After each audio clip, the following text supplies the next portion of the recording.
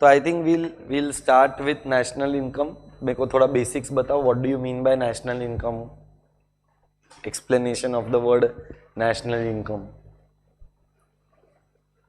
कुछ तो पता रहेगा। साले 11वीं पढ़ा, 12वीं पढ़ा, उसके अंदर बहुत बार नेशनल इनकम है। 12th का तो पूरा चैप्टर है national income. So what in basic, मेरे को डेफिनेशन नहीं चाहिए, सिंपल सरल भाषा में नेशनल इनकम का मतलब क्या है।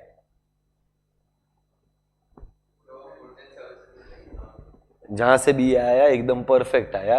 It is the flow of goods and services in the economy. ये फ्लो वर्ड के जगह पर कुछ और ऐड कर सकता है क्या? फ्लो तो सही है। So do we say national income is the goods and services? हाँ, कौन सा value? Okay, aggregate, but can I say it is the money valuation ना। तो अपन, अगर मैं देखो सिंपल भाषा में बोलूं तो अपन क्या बोलते हैं, India's national income $2 trillion, $3 trillion या वॉट एवर। तो it is the money valuation of all the goods and services produced. Now when you talk about the word income, what is income? Can I say income is anything that comes in? Simple भाषा में बोलेगा anything that comes is called as income. Income is of two types. Can you name what are the two types of income? हे भगवान, ये बराबर है, वैसे गलत नहीं है तू पूरी तरीके से, but that is not what I was looking for. Earned, मैं एक हिंट देता हूं, दूसरा तू फिल कर। इधर the income can be earned, अभी आगे का तेरे को फिल करना है, और income can B perfect. So can you explain me what is earned income and what is unearned income? And नहीं, एक एक करके जाते हैं क्योंकि बहुत आगे का सोचेंगे तो लफड़ा लग रहा है। What is the meaning of earned income? Perfect, जिसके लिए मेहनत लगी है। तो तू यहाँ पर क्लास में आया है, बहुत मेहनत करके ही आया होगा, तो क्या ये earned income है? तेरा बात बराबर है, मेहनत लगी, तो मेहनत करता कौन है? हम। ये हम थोड़ा जनरल नहीं हो गया? मेरे को थोड़ा स्पेसिफिक चाहिए। अच्छा, तो अर्नड इनकम किसको मिलता है is my question. Individual. So when your father gives you money, is it earned? तो वो आप भी इंडिविजुअल हो, आप ह्यूमन हो, हम में हैं। तो ये हम में आता कौन है? जो काम करता है। मतलब काम कौन करता है? वर्कर्स करता है, लेबरर्स करता है। थोड़ा इकोनॉमिक लैंग्वेज यूज कर सकते हैं क्या हम लोग? इसको इकोनॉमिक्स में कुछ तो बोलते हैं, factors of production, land, labour, capital, entrepreneur. मतलब कहना है इसे earned income is for creation of goods and services. जब भी इकोनॉमी के अंदर कोई गुड्स या तो सर्विस प्रोड्यूस करेगा तो उसके लिए क्या जनरेट होएगा? Earned income. पर अगर सपोज कर if it is without the creation of goods and services, then it will be termed as what? Unearned. For example, आप लोगों को आपके डैडी ने कुछ तो पॉकेट मनी दिया रहेगा, क्या वो पॉकेट मनी भी तुम्हारे लिए तो इनकम है, पर वो अर्न्ड थोड़ी है, क्योंकि तुम लोग ने कोई गुड क्रिएट किया नहीं। क्या तुम लोगों ने कोई सर्विस क्रिएट किया? नहीं। तो जब तक कोई गुड या सर्विस क्रिएट, तब तक उसको अर्न्ड में नहीं आनेगा। अच्छा, गुड्स एंड सर्विसेज है, मतलब can I say it is a dash activity. So can I से अर्न्ड इनकम किसके लिए मिलेगा? It will B for a economic activity. Unearned income किसके लिए मिलेगा? Why will a person get unearned income? For an economic activity के for a non-economic activity? तुमको economic non economic activity समझता है कि ये भी मेरे को समझाना है? पक्का समझते हैं? So when I take this lecture, do you think I take this lecture out of love, care, affection, fear, के मैं इसके रिटर्न में कुछ लेने वाला है? क्या मिलेगा मेरे को? इसका मतलब मैं जो क्रिएट कर रहा है वो गुड सर्विस है, और वो कौन सा एक्टिविटी है? इकोनॉमिक एक्टिविटी है, इसीलिए हम लोग इसको बोलते हैं इकोनॉमिक इनकम। कौन सा इनकम? वेरएज जो नॉन इकोनॉमिक एक्टिविटी है, जो तुम लोगों को पॉकेट मनी मिला है, रक्षाबंधन में जो तुम लोग भाई लोग को लूटते हो, वो सब इकोनॉमिक एक्टिविटी है कि नॉन इकोनॉमिक है? तो उसको हम लोग बोलते हैं ट्रांसफर पेमेंट। ये सब वर्ड तुम लोगों को सुना होना चाहिए रे। Transfer payment is also called as transfer income. Can I say economic income is included के excluded? Included, whereas transfer payment is, why is transfer payment excluded from national income? इस परफेक्ट, किसी का तो इनकम वो register हो चुका है, तो अगर वापस करेंगे तो absolutely correct. So can I say this is excluded because it will result into double counting. और अपने को डबल काउंटिंग करना है कि अपने को डबल काउंटिंग को अवॉइड करना है. तो अवॉइड करने का तरीका क्या है कि exclude unearned income and include only the earned income. So if I have to give you an example. कोई तो आया है, जल्दी आया रे. It's okay. सो सपोज घर पर आपकी मम्मी ने कुछ काम किया, बहुत सारे काम करती होगी. आज आपका लेक्चर भी है, शायद टेस्ट भी है, मम्मी ने नाश्ता वगैरह बना कर दिया, मम्मी घर पे झाड़ू पोछा भी कभी लगाती रहेगी, इस्त्री भी करती रहेगी. तो does mummy take money for that? पप्पा देते रहेंगे पैसा, पर जो पापा ने पैसा दिया, can I say that can be out of love, care and affection और फियर, डिपेंड्स. हाँ. So when I give money to my wife to run the house, is it out of love, care, affection, खौफ? मजाक था, जाने दे. तो मेरा कहने का मतलब ये है कि when I give money to my wife, it is not for creating a good और a service, because it is not an economic activity. अच्छा, घर पर किसी के हाउस हेल्प है क्या? हाउस हेल्प मतलब काम वाली बाई रहेगी. अच्छा, क्या पापा उसको भी पैसा देते हैं? क्या पापा ने उसको पैसा आउट ऑफ लव दिया? अफेक्शन, केयर, मतलब उन काम वाली भी घर पे काम करती है, मम्मी भी घर पे काम करती है, पर मम्मी जो करती है वो लव केयर अफेक्शन में करती है. काम वाली जो करती है उसके पीछे एक रिवॉर्ड एक्सपेक्टेड होता है. And that is the reason why we say that unearned income is not included and earned income is included. क्या इनकम का मीनिंग क्लियर है? अच्छा, what do you mean by national income? It is the money valuation of all the goods and services. Can you tell me what is the difference between country, nation and an economy? सुना है ऐसा तीन word? Country होता है, nation होता है और economy होता है. क्या तीनों का मीनिंग सेम है? कुछ तो थोड़ा बहुत डिफरेंस है. So can you define what is country? Yes yes, perfect. So can I say country is the geographical boundary of the nation? अच्छा, कंट्री के अंदर रहता कौन है? सिटीजन. सो कैन आई से, अच्छा सिटीजन, नॉन सिटीजन भी तो रह सकते हैं ना. सो इन सिंपल लैंग्वेज, मैं डिफिकल्ट नहीं करना चाहता हूँ, can I say there is population. So country के अंदर क्या ऐड किया तो क्या बन गया? अच्छा, नेशन के अंदर इन लोगों के बीच में कुछ होगा, क्या होगा? क्या क्रिएट होएगा? नसीब. सो कैन आई से गुड्स एंड सर्विसेज के लिए you will have to pay money. हाँ ना. So there will be economic transactions activity, correct है, बट उस इकोनॉमिक एक्टिविटी के पीछे क्या होएगा? Economic transactions. So country is the geographical bound. Country के अंदर ऐड क्या करेंगे तो बन क्या गया? नेशन के अंदर लोगों के बीच में ट्रांजैक्शंस होएगा तो वो हो गया economic activity and therefore there is an economy. So अब अगर मेरे को तुमको दो वर्ड का मीनिंग पूछना हो, नेशनल और इनकम, क्या मैंने आपको नेशनल समझाया, क्या मैंने आपको इनकम समझाया? What is national income? It is the income of the nation. Country wrong. Country is the geographical boundary ना. तो क्या कंट्री का इनकम है कि कंट्री के अंदर रहने वाले लोगों का इनकम है? So I repeat myself, what is national income? देख सिंपल है, उल्टा करके आने का. National income is the income of the, but nation is made up of population. So national income is the income of the population of the nation. हाँ. अच्छा, why do people get an income? इसका जवाब already 2 minute पहले दिया था. Because they create goods and because they act like factors of production. What are factors of production? Land, labor, capital, entrepreneur. So what do they get in return? Rewards. What are the rewards? Land के लिए, labor के लिए, capital के लिए और entrepreneur के लिए.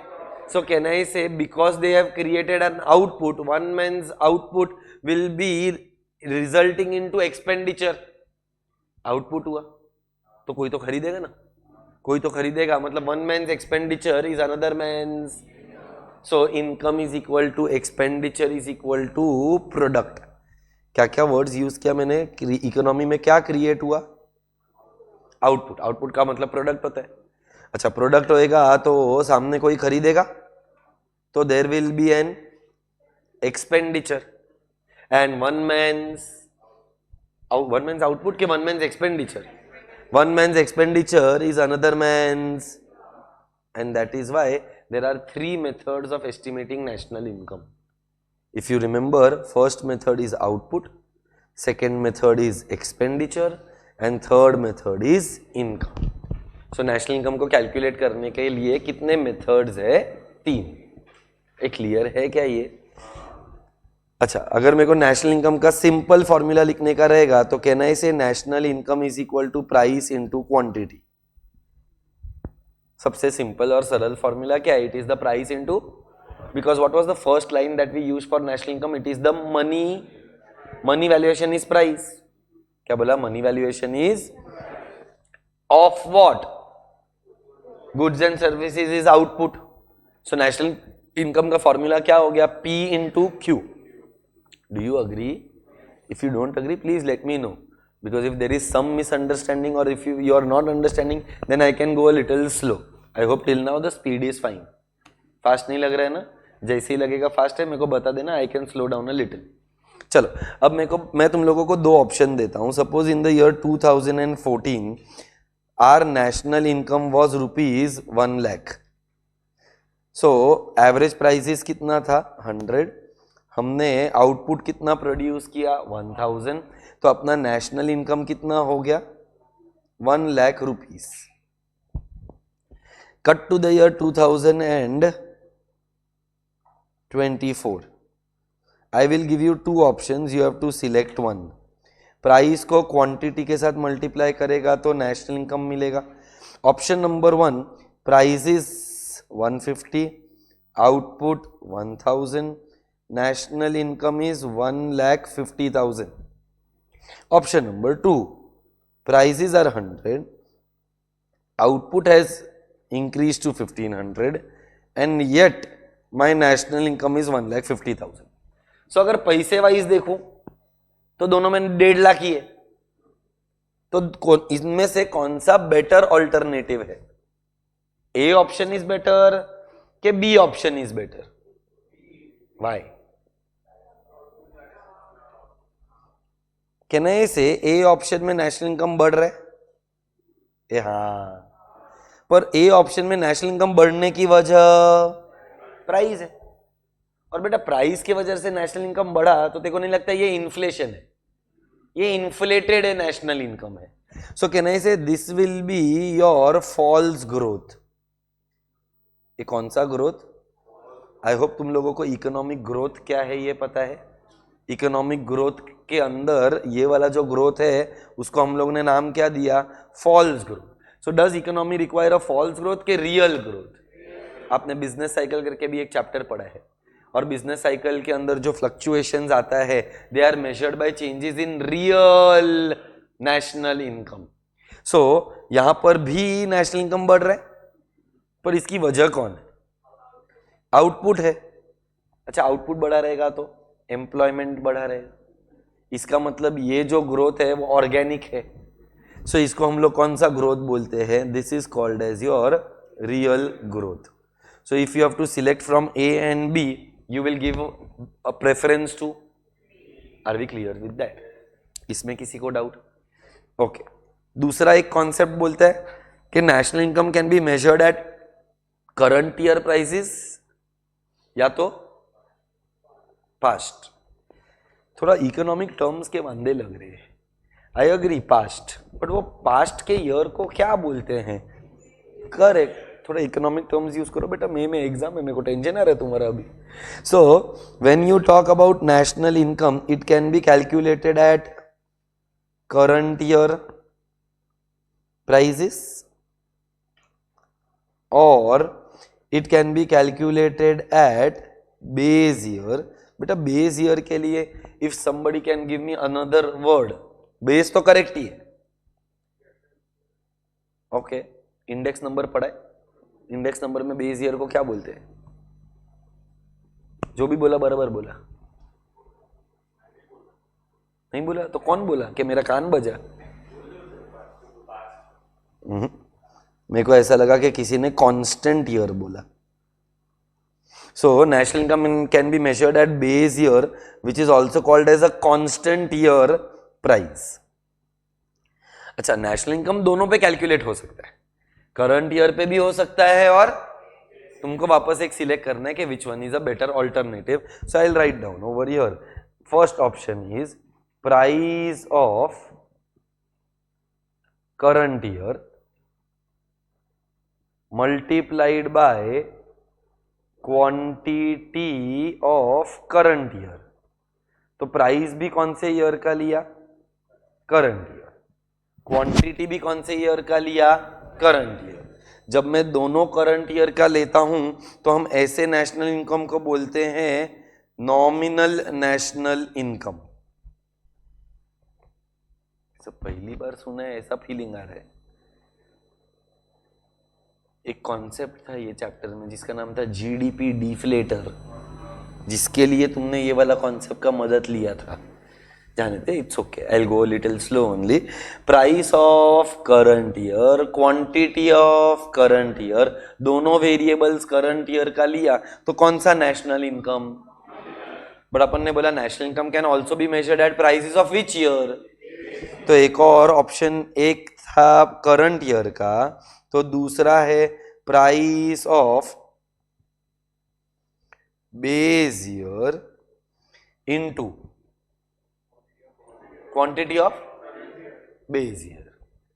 तो कोई तो बोलता है कि सर मैचिंग गेम खेलते हैं, ऊपर करंट ईयर लिया तो नीचे बेस ईयर लेते. तो मेरे को बता, अगर तूने प्राइस भी बेस ईयर का लिया, तूने क्वांटिटी भी बेस ईयर का लिया, तो तेरे को नेशनल इनकम कौन से ईयर का मिलेगा? जबकि मेरे को नेशनल इनकम कौन से ईयर का कैलकुलेट करने का. तो इज योर अंडरस्टैंडिंग करेक्ट कि unfortunately it is going wrong? I hope you understood. मेरे को नेशनल इनकम तो करंट ईयर का चाहिए ना दोस्त. तेरा नाम क्या? Jiyansh. So Jiyansh, can I say if I want to calculate the national income of current year, do I require at least one variable of the current year? Now if I take price also of the base year, quantity also of the base year, then my national income is of the base year. अभी उसका मैं क्या करूं? So please understand that quantity always has to be of which year? क्योंकि national income is the money valuation of all the goods and services produced in the current year. तो ऐसा जब national income calculate करते हैं तो हम इसको बोलते हैं रियल नेशनल इनकम. सो देख, फर्स्ट ऑप्शन क्या था तेरे पास? प्राइस और क्वांटिटी दोनों कौन से ईयर का लेने का. अब बता, नॉमिनल और रियल में से which will give you the true picture of the economy? Why? क्योंकि रियल वर्ड आ गया इसके लिए. कैन आई से real is taking the prices of which year? मतलब कहना ऐसे करंट ईयर में जो प्राइसेस में चेंजेस आया रहेगा उसको अपन ने माइनस कर डाला, उसको अपन ने एक्सक्लूड कर डाला. अच्छा, प्राइसेस बढ़ भी सकता है, प्राइसेस कम भी हो सकता है, मतलब या तो इन्फ्लेशन हो सकता है या तो डिफ्लेशन हो सकता है. अपने को ये दोनों प्रॉब्लम्स चाहिए ही नहीं. सो प्राइस कौन से ईयर का लेने का? बेस ईयर का. And when you compare real and nominal, you will get the percentage of inflation. When you compare real and या nominal with real, you will get percentage of, and that concept is called as GDP deflator. बराबर ना? GDP deflator का formula क्या है? NNI upon RNI into 100. तो अगर मैं तेरे को बोलूं नॉमिनल नेशनल इनकम 1,20,000 है, रियल नेशनल इनकम 1 लाख है, तो कैन आई से my answer will be how much? ये 4 जीरो कट, ये 4 जीरो कट, ये कट, आंसर आया 120। तो क्या मेरे कंट्री के अंदर इन्फ्लेशन 120% है? नॉर्मली, क्योंकि base year is always taken as 1 या तो 100। सो कैन आई से 120 minus 100, that is my base year index, which will give me the percentage of inflation at 20%. Are we clear with this? So अभी तक अपन ने क्या क्या पढ़ा? Earned income, unearned income. हाँ, उसके बाद हम लोगों ने क्या पढ़ा? Real growth, false growth. तीसरा हमने क्या पढ़ा? Nominal national income and real national income. और चौथा अपन ने क्या पढ़ा? GDP deflator. अब अगर नेक्स्ट कॉन्सेप्ट नहीं आएगा तो फॉर्मूलाज नहीं आएगा, और वो नेक्स्ट कॉन्सेप्ट है about national income at market price और national income at factor cost. क्या ये दोनों वर्ड सुना है? तो मेरे को अगर पता नहीं, थोड़ा बहुत भी आता रहेगा तो you should have an answer for this. National income should be calculated at what concept? Market price पे होना चाहिए कि फैक्टर कॉस्ट पे होना चाहिए? फैक्टर कॉस्ट पे होना चाहिए। क्यों?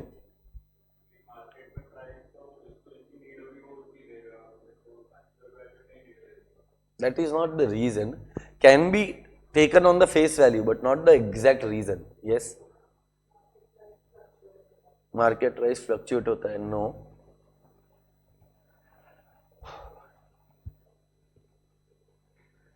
वो पढ़ के आए तो साले तुम उसको खुन्नस देते हो, फिर कल से वो भी पढ़ के नहीं आएगा।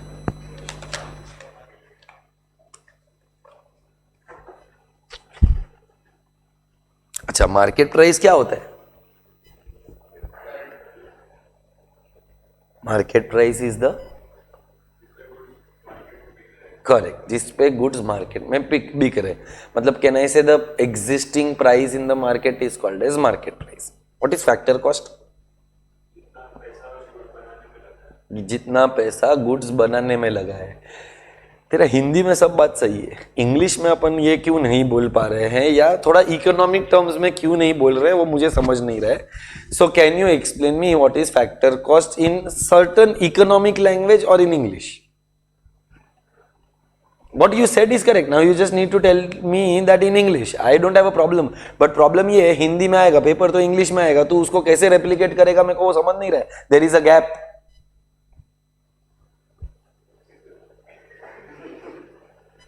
और वो बेचारा बोल तो रहे, सालो तुम तो उधर भी नहीं हो।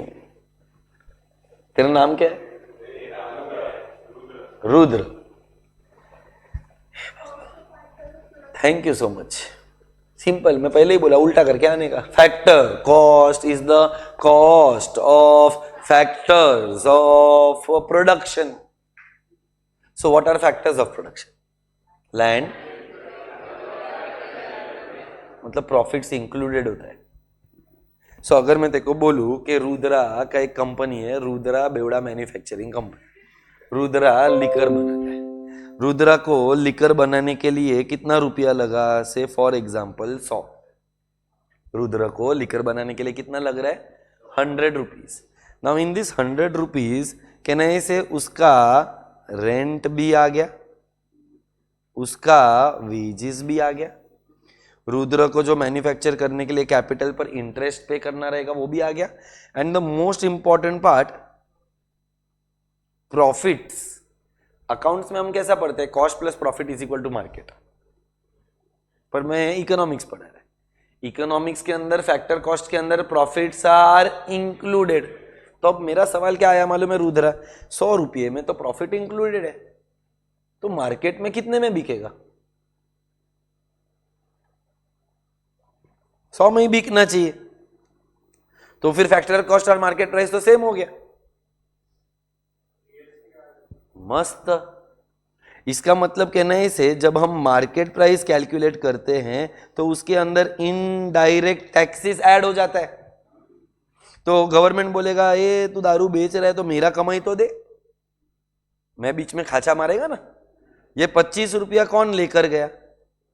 जिसकी वजह से मार्केट में कमोडिटी का प्राइस 125 हो गया। अब ये जो 25 रुपीज गवर्नमेंट लेकर गया, क्या गवर्नमेंट ने इसके लिए कोई गुड या सर्विस प्रोवाइड किया है? क्या गवर्नमेंट ने कोई फैक्टर ऑफ प्रोडक्शन प्रोवाइड किया है? तो गवर्नमेंट को ये 25 रुपया उसके मेहनत का मिला कि फुकट का मिला? फुकट का मिला, मतलब very good. So can I से ये अनअर्न्ड है, और अगर ये अनअर्न्ड रहेगा तो इसको इंक्लूड करना चाहिए कि एक्सक्लूड करना चाहिए? पर मार्केट प्राइस में क्या हो गया, तो अपने को मार्केट प्राइस लेना चाहिए कि फैक्टर कॉस्ट लेना चाहिए? बिकॉज फैक्टर कॉस्ट उसको कंसीडर करता। So where are we are eight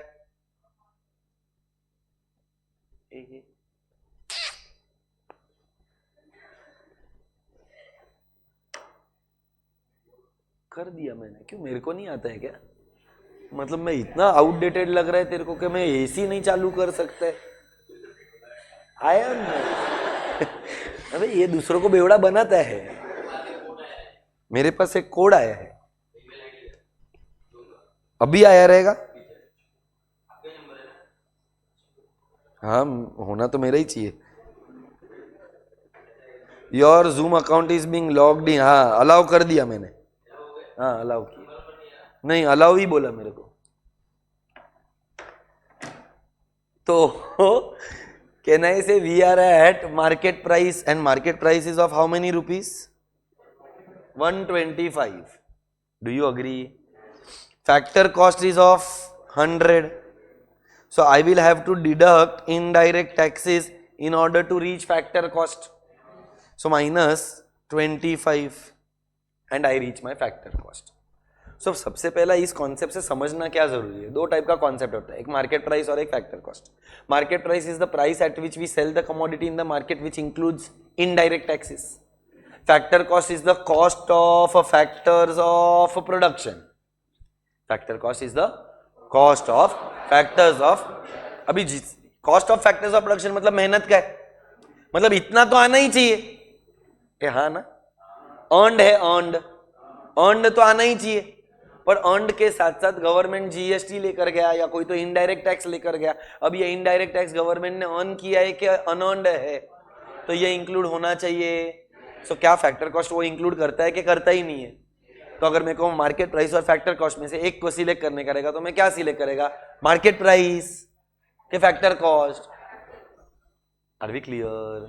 are you sure? अच्छा, ये रुद्र एकदम तेजस्वी आदमी है। ये बोलता है पहले में दारू पिलाएगा, फिर गटर में गिराएगा।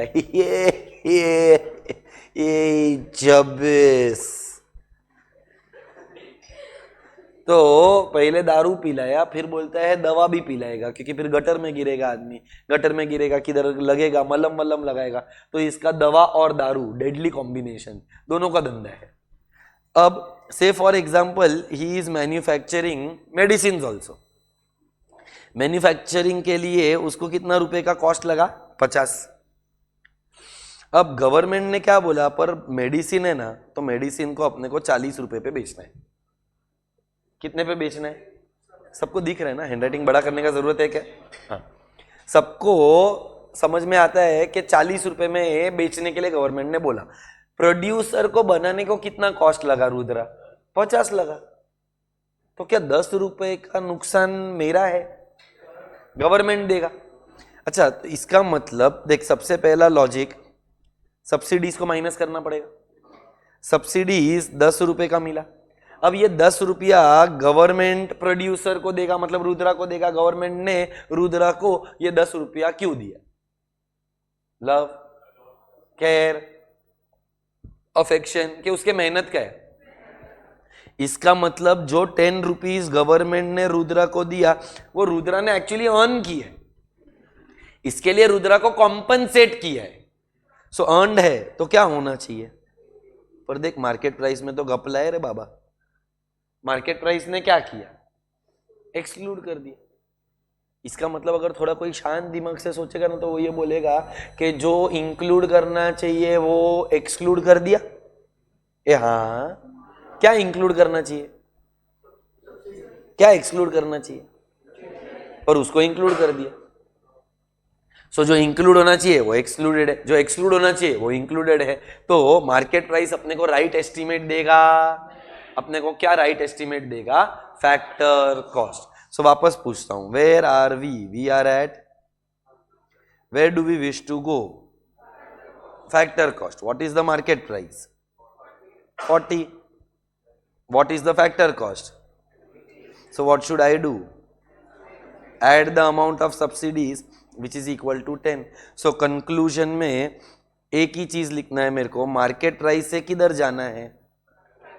मार्केट प्राइस से फैक्टर कॉस्ट जाना है, तो मार्केट प्राइस में माइनस इनडायरेक्ट टैक्स करो, मार्केट प्राइस में प्लस सब्सिडीज करो, तो आपको मिलेगा फैक्टर कॉस्ट।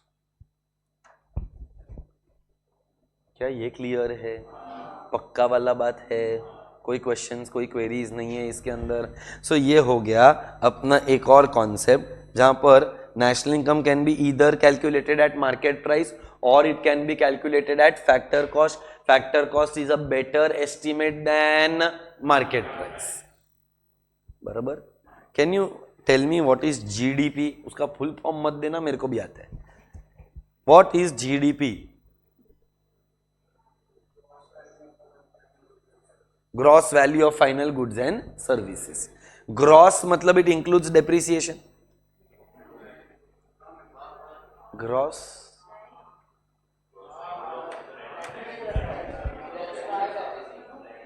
मेरा सवाल या तो तुमने सुना नहीं। ग्रॉस, ग्रॉस में डेप्रिसिएशन इंक्लूडेड होता है ना, तो वही तो बोला मैं इंग्लिश में, ग्रॉस इंक्लूड्स डेप्रिसिएशन। આપણે બધા ગુજરાતી જ છીએ, વાંધા છે? અબે સાલો, हाँ इंग्लिश के वांदे तुम्हारे, क्या हो गए? ये मैं कुछ गलत बोला क्या? ग्रॉस इंक्लूड्स डेप्रिसिएशन मतलब ग्रॉस वैल्यू के अंदर डेप्रिसिएशन होता है। तो सबसे पहला तो can you tell me the formula for GDP? हाँ मस्त मस्त, यही सही है। C plus I plus G plus X minus M।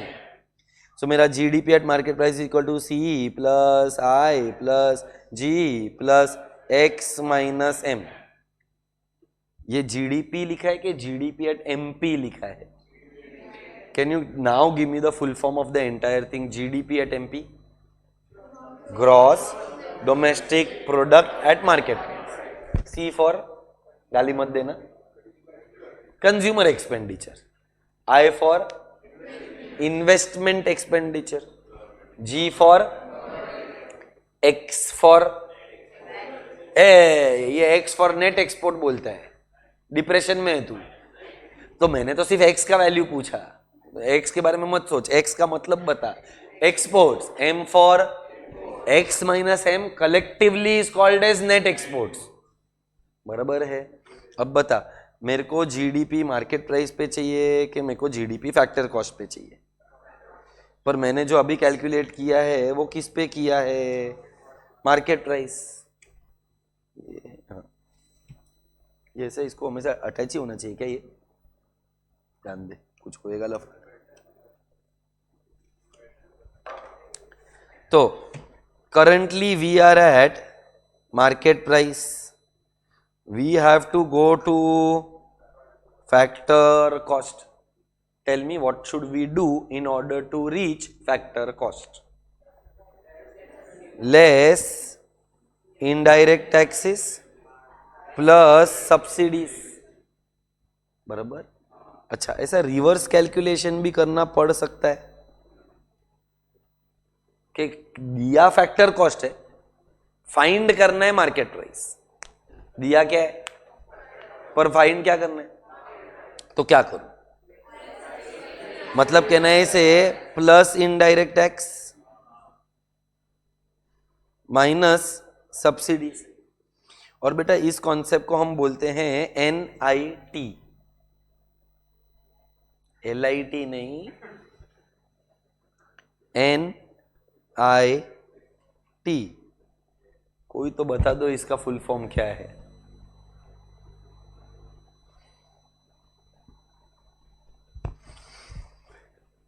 भगवान है कहाँ रे तू। बेटा अगर ऊपर होता तो तू नीचे थोड़ी आता। पागल, क्या मजाक कर रहा है।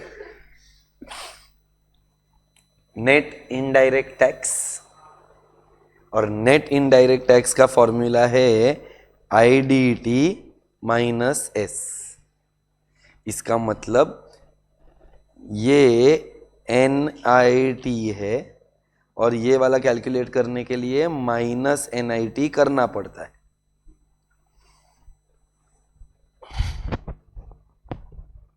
अभी तक वो कॉन्फिडेंस दिख नहीं रहा है तो मैं रुका है। Net indirect tax, net word आया मतलब कुछ तो एडजस्टमेंट करने का रहेगा, कुछ तो प्लस होएगा, कुछ तो माइनस होएगा। सो नेट इनडायरेक्ट टैक्स का फॉर्मूला मैंने लिख दिया है कि it is indirect tax minus subsidies. So जब मैं फैक्टर कॉस्ट से मार्केट प्राइस जाएगा तो मैं प्लस NIT कर देगा, और जब मैं मार्केट प्राइस से फैक्टर कॉस्ट पर आएगा तब मैं माइनस NIT कर देगा। तुम बोलेगा तो आगे बढ़ता हूं, तुम नहीं बोलेगा तो वेट करता हूं। क्या ये वाला कॉन्सेप्ट क्लियर है? Will you remember the formula for NIT? You will have to. So NIT का formula is indirect taxes minus subsidies. अभी कॉन्फिडेंस आया है? चलो अब मेरे को एक बात बताइए, जो मैंने कैलकुलेट किया है वो GDP एट MP है, बराबर। तब मेरे को क्या कैलकुलेट करना है? GDP eight factor cost.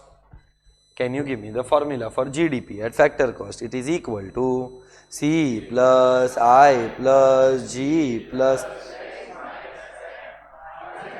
minus IT, मतलब indirect tax plus subsidies, क्योंकि indirect tax is unearned है तो निकाल दो, subsidies earned है तो ऐड कर दो। पर साला इतना लॉन्ग कट फॉर्मूला कौन वापरेगा? Can you give me a shortcut formula for the same? GDP at market price minus NIT, क्योंकि minus IT plus S is minus NIT। Rudra sure है? सब लोगों को ये श्योर है? सो कितना फॉर्मूला हुआ? सिंपल बेसिक वाला, GDP at MP, GDP at FC।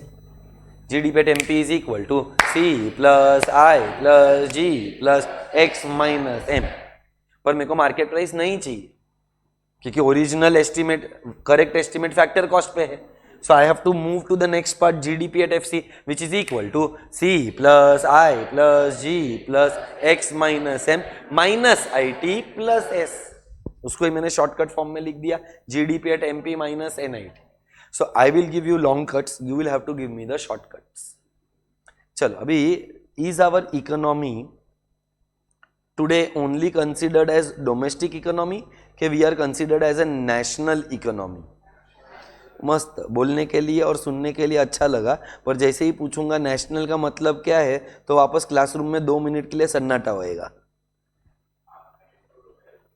हाँ क्या बात है, इस बार सन्नाटा नहीं था। You prove me wrong. So absolutely correct. Can I say we were at which economy? Domestic. We want to go to national. तो तूने जो बोला वो है करेक्ट, पर मेरे को मीनिंग समझा ना।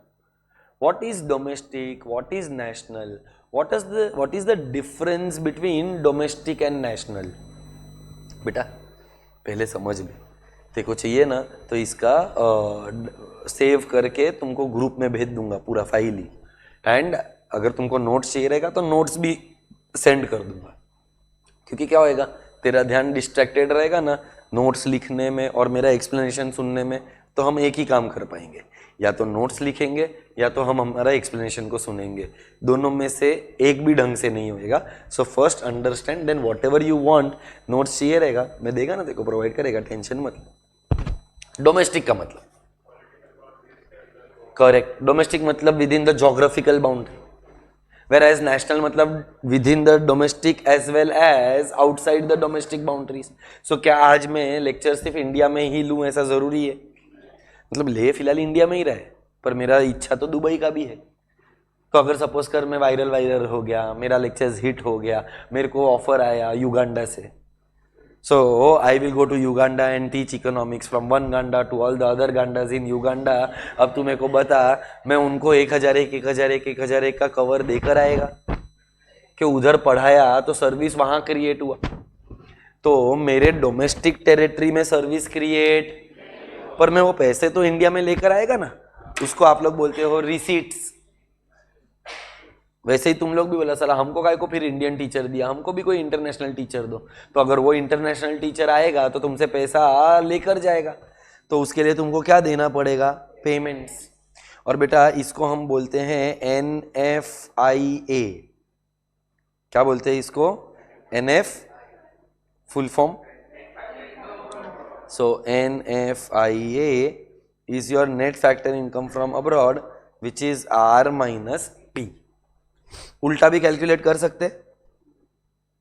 हाँ बोलो, उल्टा कैलकुलेट करेंगे तो हम क्या लिखेंगे यहाँ पर? P minus R। Okay, can I right minus R plus P which will be nothing else but minus of NFIA। हाँ, अब बता अपना इकोनॉमी डोमेस्टिक है कि नेशनल है? नेशनल पर गए तो फॉर्मूला क्या आएगा? It will B C plus I plus G plus X minus M plus R minus P। Shortcut formula is your responsibility. GDP at market price, क्योंकि देख X माइनस M तक तो कॉमन है, फिर R माइनस P नया आया, तो R minus P को हम क्या बोलते हैं? Plus NFIA। Are we sure? चल नेक्स्ट वाला तो अभी पूरा long cut formula, shortcut formula सब तुम लोग देगा। GNP at factor cost is equal to C plus I plus G plus X minus M plus R minus P minus IT plus S। क्योंकि मेरे को डोमेस्टिक से नेशनल भी जाना था, मुझे मार्केट प्राइस से फैक्टर कॉस्ट भी जाना था। बोलो शॉर्टकट फॉर्मूला दे सकते हो? GDP एट दोनों जगह से, तो मेरे को GDP से नहीं मिलेगा, मतलब बहुत सारे फॉर्मूलाज बनेंगे, तो तेरे पास वो अंडरस्टैंडिंग होना चाहिए। इसके लिए मैं सब दे देता हूं। चल GDP एट MP में प्लस NFIA माइनस NIT। हाँ,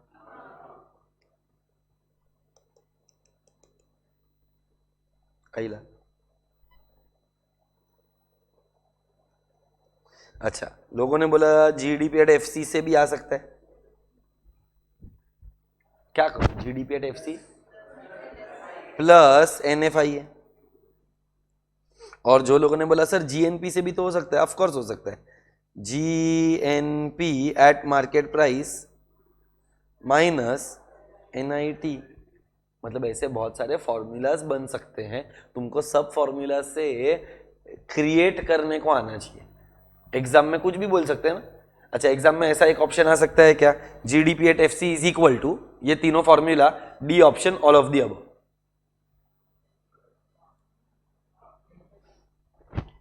GNP एट FC ऑप्शंस में ये तीनों formula and D option can be all of the above.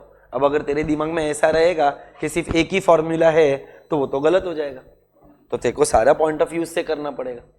चल, अब ग्रॉस वैल्यू चाहिए कि नेट वैल्यू चाहिए? दो लोगों ने जवाब दिया, मेरे को सबसे सुनना है। National income is the gross value कि it is the net value?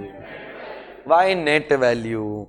क्योंकि ग्रॉस इंक्लूड्स डेप्रीसिएशन, तो मेरे को डेप्रीसिएशन के वैल्यू को एक्सक्लूड करना पड़ेगा, तो minus D।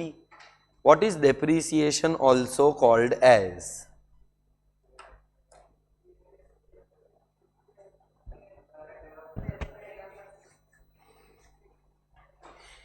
Economic language. Depreciation का मतलब तुमको पता रहेगा, ये मुझे पता है, अकाउंट्स में पूरा चैप्टर पढ़ा है।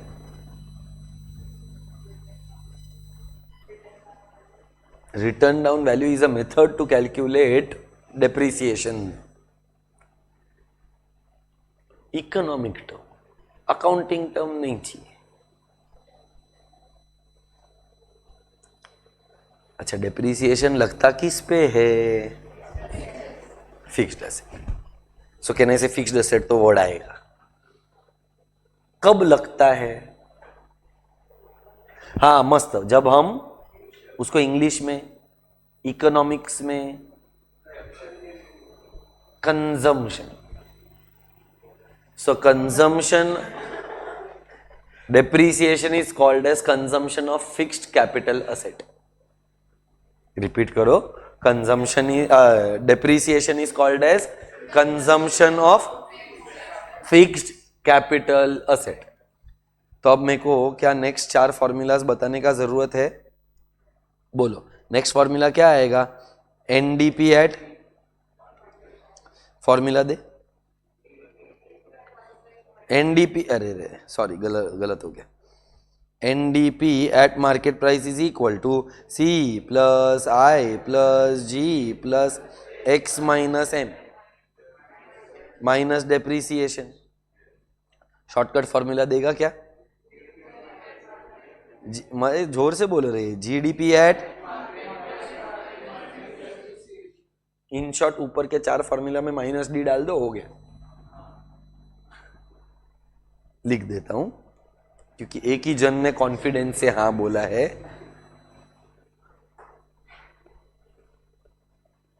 बोलो, नेक्स्ट फॉर्मूला क्या आएगा? NDP at factor cost is equal to C plus I plus G plus X minus M plus R minus P. अरे आर माइनस पी करते ना, क्यों नहीं आर? क्योंकि डोमेस्टिक पे है. Minus I T plus S minus D. अभी net आया मतलब हर जगह डी तो आएगा ही. तो इसका फॉर्मूला क्या हो जाएगा? G D P at market price. क्यों मार्केट प्राइस से नहीं मिलेगा? सो मार्केट प्राइस में से minus N I T minus D. GDP at FC से भी मिलेगा, एनडीपी एट एमपी से भी मिलेगा. सब लिखूं formula? GDP at FC minus, हाँ क्या जीडीपी एट, हाँ तो वो तू फिल करना बेटा, fill in the blank. GDP at FC में से क्या माइनस करूं तो मेरे को एनडीपी एट एफसी मिलेगा. भगवान, depreciation is the right answer. FC था, ग्रॉस से नेट आना था, माइनस डेप्रीसिएशन इज करेक्ट. अच्छा, एनडीपी एट एमपी से एनडीपी एट एफसी आने का रहेगा तो माइनस एनआईटी. करेक्ट. चल, नेक्स्ट वाला फॉर्मूला क्या आएगा बता? N N P at market price, बराबर ना? Formula C plus I plus G plus X minus M plus R minus P. अभी क्यों आर माइनस पी आ गया? नेशनल आ गया. Minus D. बोल, एक लास्ट फॉर्मूला, ग्रॉस नहीं नेट चाहिए, डोमेस्टिक नहीं नेशनल चाहिए, मार्केट प्राइस नहीं फैक्टर कॉस्ट चाहिए. क्या क्या बोला? ग्रॉस नहीं नेट, डोमेस्टिक नहीं, मार्केट प्राइस नहीं. तो NNP at factor cost per पहुंचने के लिए फॉर्मूला में आएगा C plus I plus G plus X minus M plus R minus P minus I T plus S minus D. बराबर है. So these are the methods और these are the concepts in measurement of national income. Total कितने concepts है? 8. GDP at market price equal to, सब लोग साथ में बोलने का है कि मैं अकेला बोलूं? मैं ही बोलूं? ठीक है. So presenting you the Shankar Mahadevan version of the concepts of measurement in national income. तुम लोग चेक करो कि मैं सही बोल रहा है कि गलत बोल रहा है. ये जो हम पढ़ रहे हैं उसका नाम क्या है? थैंक्स. नेशनल इनकम है, पर ये सब नेशनल इनकम है कि हमको NNP at factor cost national income है। तो ये सब कॉन्सेप्ट्स है, different concepts in measurement of national income. GDP at market price equal to C plus I plus G plus X minus M. GDP at market price नहीं चाहिए मेरे को, GDP at factor cost चाहिए, therefore C plus I plus G plus X minus M minus I T plus S. मेरे को domestic नहीं चाहिए, मेरे को नेशनल चाहिए, therefore GNP at market price is equal to C plus I plus G plus X minus M plus R minus P. ये मेरा GDP at market price हुआ, मेरे को मार्केट प्राइस नहीं चाहिए, मेरे को जीएनपी एट फैक्टर कॉस्ट चाहिए। So GNP at factor cost is equal to C plus I plus G plus X minus M plus R minus P minus I T plus S. पर ये साला गफला है क्योंकि ये सब ग्रॉस पर है, मेरे को नेट पर चाहिए। So NDP at market price is equal to C plus I plus G plus X minus M minus D. मेरे को मार्केट प्राइस पे नहीं चाहिए, मेरे को फैक्टर कॉस्ट पे चाहिए, therefore NDP at factor cost is equal to C plus I plus G plus X minus M minus I T plus S minus D. पर मेरे को डोमेस्टिक पर भी नहीं चाहिए, मेरे को नेशनल पर चाहिए, therefore NNP at market price equal to C plus I plus G plus X minus M plus R minus P minus D। Gross नहीं, नेट चाहिए, डोमेस्टिक नहीं, नेशनल चाहिए, मार्केट प्राइस नहीं, फैक्टर कॉस्ट चाहिए, therefore C plus I plus G plus X minus M plus R minus P minus IT plus S minus D is the formula for NNP at factor cost। कुछ समझा क्या? Slow बोलू? I hope you could understand exactly the same thing, just in a fast forward version, because you should know all these concepts in the same manner। Gross चाहिए कि net, domestic चाहिए कि national, market price चाहिए कि factor cost. ये भी हो गया। अब 3 मेथड्स है। चलो कौन सा मेथड है? चलो output method, expenditure method and बोलो आउटपुट मेथड का फॉर्मूला क्या है? वैल्यू एडेड मेथड करके कुछ पढ़ा है? Can you tell me what is the formula for gross value added?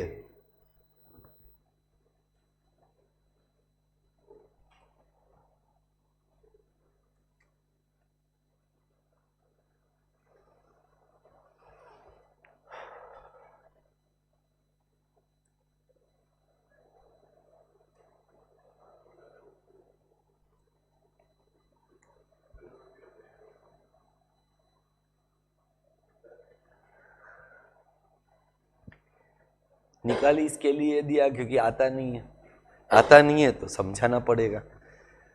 So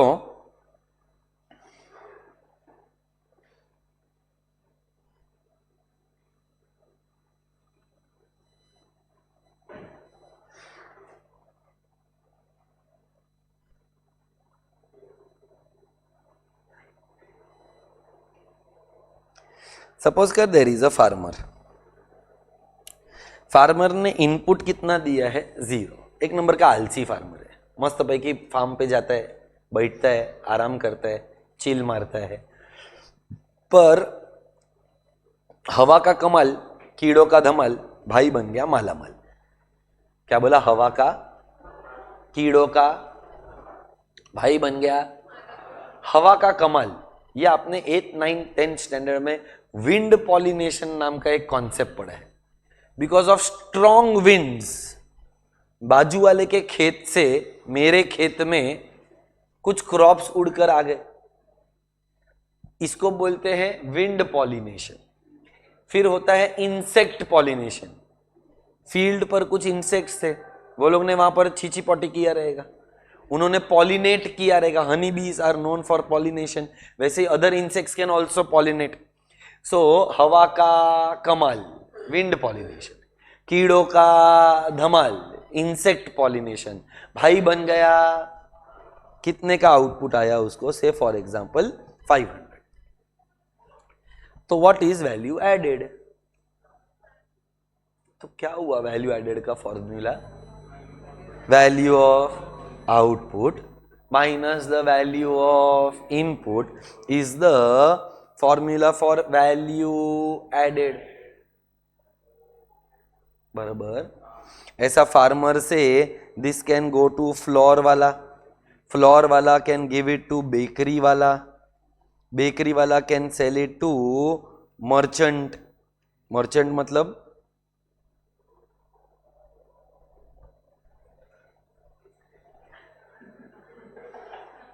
merchant, दुकानदार। फ्लोर वालों को कितने में मिला इनपुट? 500। नेशनल इनकम पढ़ना था तो घर से भी पढ़कर आना चाहिए था, because you are not giving September attempt, you are giving May attempt.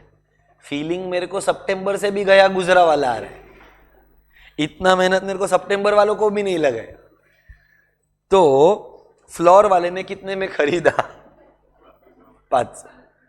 वो कितने में बेचेगा? 500 में। ज्यादा में बेचेगा। Say for example, he will sell this at 700. So value added is, and I am sure the next answer is going to be wrong, but I don't know why I am asking it. Tell me what is 200? Value added मत बोलना, बहुत मारूंगा। वो value added के column में है साले, profit. और मैं क्या बोला था कि तू गलत देगा जवाब। पूरा 200 रुपया प्रॉफिट। टैक्सीज भी बोलते हैं अभी ये। मस्त लगाओ, चू चू चूना लगाओ। देवा रे देवा। कहने से ये 200 रुपए में पहली बात प्रॉफिट बोलना गलत है, क्योंकि इस 200 में उसका पूरा फैक्टर कॉस्ट है। 200 500 में खरीदा था, 700 में बेचा, तो फ्लोर वाले को रेंट भी भरना पड़ा होगा। फ्लोर वाले ने किसी आदमी को काम पे रखा रहेगा तो वेजेस भी देना पड़ा होगा। फ्लोर वाले के पास वो जो चक्की पीसने का मशीन होता है उस पर कोई लोन रहेगा तो उस पर इंटरेस्ट भी देना पड़ेगा। और उसके अंदर एक और कंपोनेंट है profit. So when I say 200 is the profit, it is wrong, because 200 is the total of rent, wages, interest and profit. बराबर है? पक्का? मां कसम। सो can you tell me what is value added? 200 मत बोलना वापस। Correct, very good answer. It is the cost of factors of production. अब बेकरी वाले ने कितने में खरीदा? 700 में। बेचा कितने में? 900। वापस 200 रुपए का जो वैल्यू ऐड हुआ वो प्रॉफिट है क्या? कि उसका भी cost of factors of production, उसका भी कॉस्ट ऑफ फैक्टर्स ऑफ। अच्छा, मर्चेंट ने कितने में खरीदा? बेचा कितने में? तो वैल्यू कितने का ऐड किया? तो क्या ये 100 रुपए का उसका प्रॉफिट है? क्या उसका भी rent, wages, interest, profit? So what is value added? In short, value added is the cost of factors of production. पक्का? अभी मैं, प्लीज मेरे को जवाब देना। हाँ, अभी what is the formula for gross value added?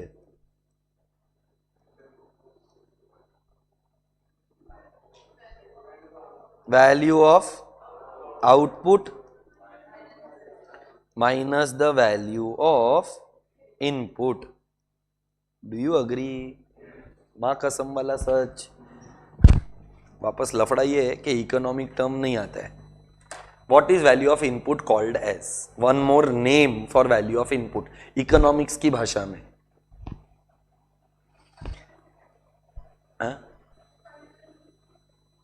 Input. मैंने वैल्यू ऑफ आउटपुट पूछा कि मैंने इनपुट पूछा? मैंने इनपुट ही पूछा ना। मेरे को एक्चुअली याद नहीं आ रहा मैंने पूछा क्या। आउटपुट बेटा, इनपुट फाइनल गुड कैसा हुआ रे? सस्ते नशे, गांजा गांजा, क्या बोल रही है? हाँ, वैल्यू ऑफ इनपुट थोड़ा राइट था, जिसने उधर से एक जन ने बोला वो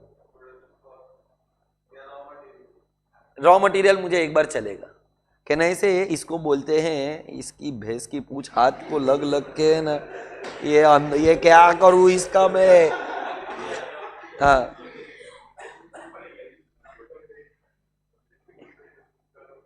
इंटरमीडिएट कंजम्पशन बोलते हैं इसको। क्या बोलते हैं इसको? Intermediate consumption. बराबर है? चलो, all the best to me. मैं खतरों के साथ खेल रहा हूँ, चाहूँ तो इधर ही रुक सकता हूँ, पर मैं रुक नहीं रहा है क्योंकि मेरे को मालूम है कि तेरे को नेक्स्ट वाला भी कॉन्सेप्ट नहीं आता है। Value of output.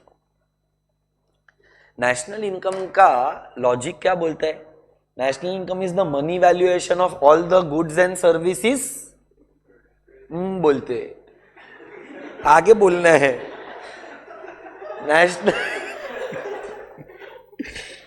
National income is the money valuation of all the goods and services what?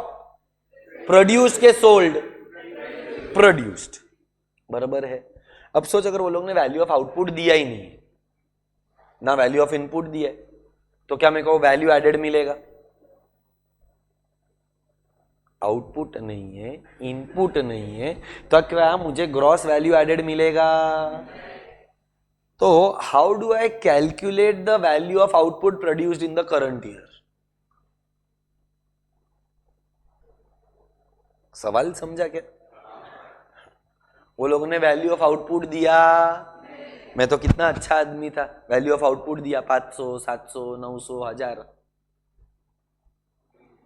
दिया ना, 500, 700, 900, 1000 मैं दिया तेरे को, पर व्हाट इफ मुझे घर जाना है, what if the value of output is not given, then we will have to find out the value of output. What is the formula for value of output? हाँ, ओके, P into Q। चल, थोड़ा अच्छा लगा मेरे को। Can I say P into Q is national income and that is nothing else but the value of sales, है ना? चलो, तो एक step closer. Value of output का मतलब सेल्स। पर दीदी यहां पर मेरे को छोटा सा प्रॉब्लम है, तू बता, तुझे क्या लगता है इसमें प्रॉब्लम क्या है? Is value of output is equal to sales, because national income is the money valuation of goods and services, पर ये तो सोल्ड है। एक नंबर माइनस कौन से साल का? ओके, कौन सा? इन्वेंट्री मतलब क्या? लास्ट ईयर मतलब, हाँ क्या? क्लोजिंग स्टॉक को माइनस कर दूं? अरे तो लास्ट ईयर का क्लोजिंग स्टॉक करंट ईयर में क्या होता है? ये लोग लास्ट ईयर, नेशनल इनकम कौन से ईयर का है? तो minus inventory correct, but the closing stock of last year is the opening stock of, तो सीधा घुमाता काय को है? माइनस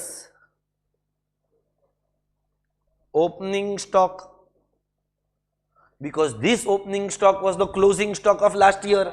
मतलब इस साल प्रोड्यूस, पिछले साल प्रोड्यूस हुआ है, पिछले साल का माल इस साल में इंक्लूड करने का। तो और क्या करूं? इधर तक बहुत मस्त है answers, good, except for 1-2 blunders. एक तो हाथ पे पीटा तो मेरे को लगा, एक नंबर भाई, भगवान का आदमी है तू। लवली, तेरा नाम क्या है? निर्णय। निर्णय ने बोला कि प्लस क्लोजिंग स्टॉक, एक सवाल और तेरी जिंदगी बदल जाएगी। Closing stock of last year, नसीब, मतलब ये opening stock is also of the current year, closing stock is also of the current year. Why did you add closing stock of the current year? Because it was produced in the current year but not sold. Produced in the but not, तो produced value include करो, sold value of the last year को exclude करो, तो value of output का formula मिल गया। अब क्या इस वैल्यू ऑफ आउटपुट के फॉर्मूला में ये डाल दूंगा नीचे वाला फॉर्मूला, तो मुझे ग्रॉस वैल्यू एडेड मिलेगा? अभी थोड़ा और रिस्क लूं क्या?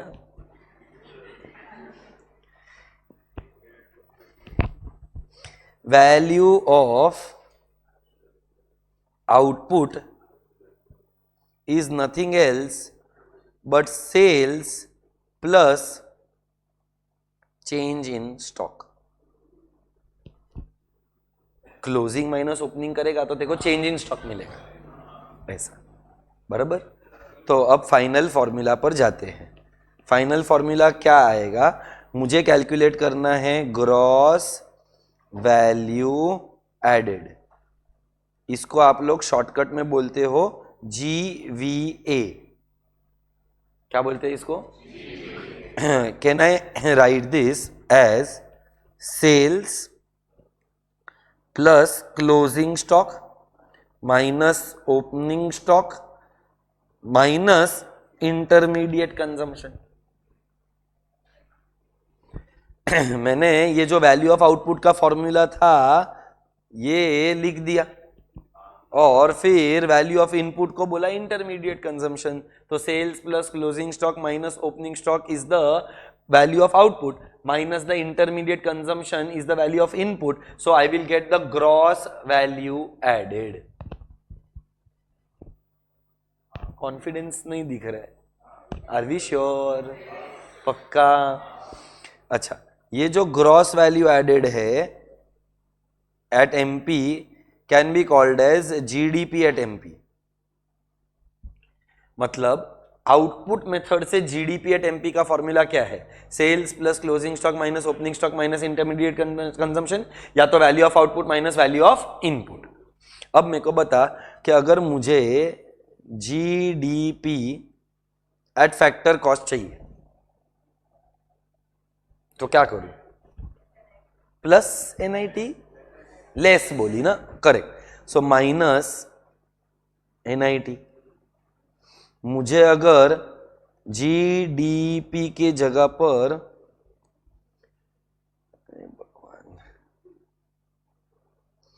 एनडीपी एट एफसी चाहिए तो वेरी गुड, माइनस डेप्रीसिएशन। और अगर मुझे नेशनल इनकम चाहिए NNP at factor cost, add R minus P, पर उसका शॉर्टकट क्या है? NFI। क्लियर है? श्योर हो? सो बेटा वैल्यू एडेड मेथड के अंदर formula is value of output minus value of input. Value of output नहीं दिया तो कैलकुलेट करना पड़ेगा। कैसे कैलकुलेट करेंगे? सेल्स प्लस जो पिछले साल का माल है उसको माइनस कर दो, जो करंट ईयर का माल है उसको ऐड कर दो। तो sales plus change in stock. Change in stock का फॉर्मूला क्या आएगा? Closing stock minus opening stock. Done? पक्का? एक्सपेंडिचर मेथड मुझे लगता है सबको आना चाहिए। एक्सपेंडिचर का फॉर्मूला क्या है? Correct. Expenditure method is C plus I plus G plus X minus M। Expenditure method is also called as outlay method. One more name, disposition. क्या नाम दिया? जबकि output method is also called as final goods approach, value added approach. अच्छा, इधर से मेरे को एक चीज याद आया, पूछ लेता हूं। Tell me what is the value added in this, मतलब इस एग्जाम्पल में what is the value of goods? 1000।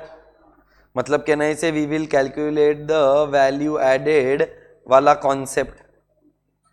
कुछ लोग क्या करेंगे? 500, 700, 900, 1000, 3100 रुपया।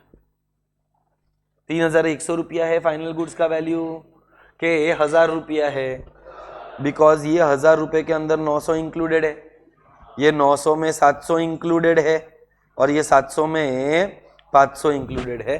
तो डबल काउंटिंग करना है कि नहीं करना है? तो अगर डबल काउंटिंग को अवॉइड करने का रहेगा, मैं तो चार्जर बंद करने को गया था, प्रोजेक्टर ही बंद हो गया। जाने दो। आई होप यहां तक क्लियर है।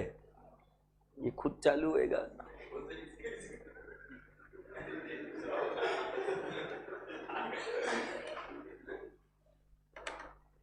क्या मस्त संडे ना फाफड़ा जलेबी खाવાનો ઈરાદો હતો અને क्या તમે મારો फाफड़ा जलेबी કરી નાખ્યો। ये 3 गरीब लोगों को भी पूछना चाहिए नहीं? ए ईशा, वेदांत, लिशिता, लितिशा. Firstly, are you awake? Hello. Okay, Isha gives a thumbs up. Litisha also. Vedant. कोई एक फिंगर तो आप. Hello.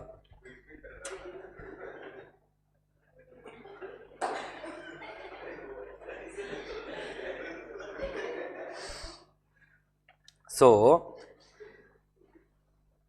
C for consumption expenditure. Do you know what are components of consumption expenditure? कि ये भी मुझे पढ़ाना है. बताओ. What are the component? बताओ. साला.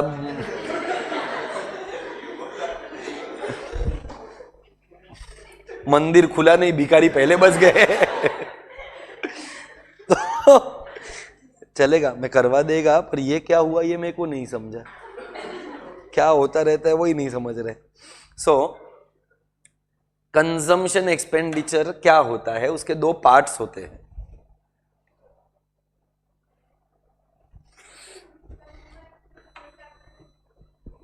कंजम्पशन में कैपिटल कैसे आएगा?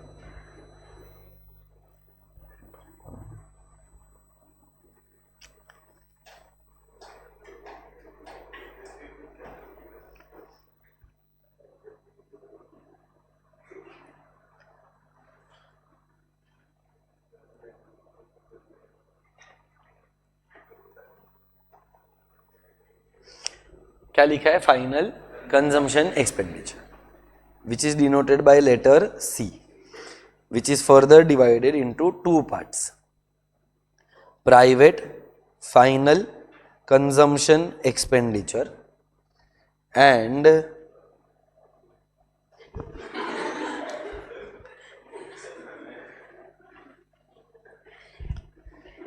B part is government final consumption expenditure. मतलब कंजम्पशन एक्सपेंडिचर दो लोग करते हैं, एक प्राइवेट सेक्टर और एक government. What are the components of private final consumption expenditure? नहीं आता है ना, बोल दो. Let's not waste time in asking. मैं ही बताऊं? गुड. सो कहने से सबसे पहला आता है फाइनल गुड्स एंड सर्विसेस. उसके बाद आता है something called as non profit institution serving the household. देख, फाइनल गुड्स एंड सर्विसेज तो शायद सबको समझा रहेगा. जैसे कि आपके पास जो बैग है वो फाइनल गुड है, आपके पास जो बॉटल है, चश्मा है, इयररिंग्स है, ब्रेसलेट है, शूज है, क्लोथ्स है, all these are final goods and services. So can I say national income is the money valuation of all the final goods and services. तो ये तो आना ही है. फिर एक और पॉइंट लिखा है non profit institution which is serving the house hold. Notebook, ये वाला नोटबुक मुझे बहुत मस्त लग रहा है. ला, थोड़ा आगे से एक जन पास करो तो थोड़ा देकर जाना प्लीज. अभी ये वाला नोटबुक देखोगे ना तो बेटा आ गुजराती में કંઈક લખેલું છે, મને આવડશે કે નહીં મને નથી ખબર. I will try. Shri Navkar Mitra Mandal, Malad, east या वेस्ट, मुंबई. ये देखो लाइव प्रूफ दे रहा है, मैं मेरे मर्जी का नहीं बोला है. ऐसा बहुत सारे लोगों के पास रहेगा. और बेटा ये एक ऐसा ऑर्गेनाइजेशन रहेगा जिसका पर्पस प्रॉफिट नहीं है. So I hope you can connect the dots. Non profit institution which is serving the household. ऐसा तेरे को बहुत सारा बुक्स दिया रहेगा, 12 बुक्स तो मिनिमम. और कितना रुपया लिया? फ्री. हाँ एग्जैक्टली. कुछ कुछ ऑर्गेनाइजेशन फ्री में भी देता है, बट जहां तक मेरा आइडिया है एक बुक का 5 रुपया लेते हैं, एक बुक का 6 रुपया लेते हैं. मतलब 12 books they give you at a cost of 70, 80, 90 rupees, जितने में अपना एक बुक भी नहीं आता है. तो अब तुझे सच्ची में लगता है इस बुक को बनाने के लिए 5 रुपया लगे? फैक्टर कॉस्ट तो ज्यादा का लगा रहेगा, पर उसका हेल्प करने के लिए या जन कल्याण वेलफेयर के लिए ये नॉन प्रॉफिट इंस्टीट्यूट ने उसको लेस प्राइस पर दिया, तो क्या 5 रुपए पर इंक्लूड करना चाहिए कि इसका फैक्टर कॉस्ट होना चाहिए? इसीलिए non profit institution serving the household, ऐसा बुक्स नहीं, बहुत सारी चीजें प्रोवाइड करते हैं वो लोग, एजुकेशन भी प्रोवाइड करते हैं. If somebody is not financially stable, they will sponsor your education, they will give you ration also, खाना पीना भी देते हैं. ये वाला पॉइंट क्लियर है. फिर नॉन प्रॉफिट इंस्टीट्यूशन के अलावा there is something called as self consumption. क्या बोला? There is something called as, ये भी प्राइवेट, ये तुमको फुल फॉर्म लिखू क्या? पीएफसीई का, पीएफसीई का full form private final consumption expenditure. अब सेल्फ कंजम्पशन, अपना एग्जांपल था फार्मर वाला. अभी सपोज कर Rudra is the farmer. Rudra ने 1000 kgs ऑफ व्हीट बनाया. रुद्रा, व्हीट को हिंदी में क्या बोलते हैं? हाँ तू है.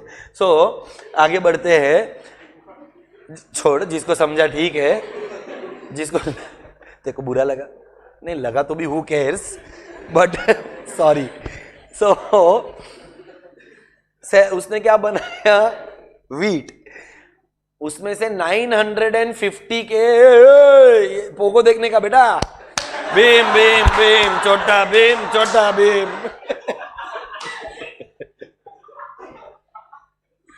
तो सेल्फ कंजम्पशन में तूने कितना केजीज प्रोड्यूस किया था? 1000. और तूने सेल कितना किया? 950. तो is national income 1000 kgs of rice के 950 kgs ऑफ राइस? 1000. पर तूने बेचा तो सिर्फ 950 है, तो 50 का जो सेल्फ कंजम्पशन है वो भी इंक्लूड करना चाहिए. So self consumption is also included. And there is also something called as